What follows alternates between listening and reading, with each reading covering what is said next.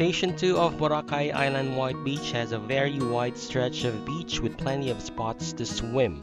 It is also the most crowded front beach mainly because the mall is located here. There are also a string of restaurants, cafes, and party nightclubs in the area. This place is more clean and organized now after it was closed for several months, but there are still other establishments that are up for renovation or have not operated yet. Also, another downside is the many people who would try to sell you something like literally every 10 steps.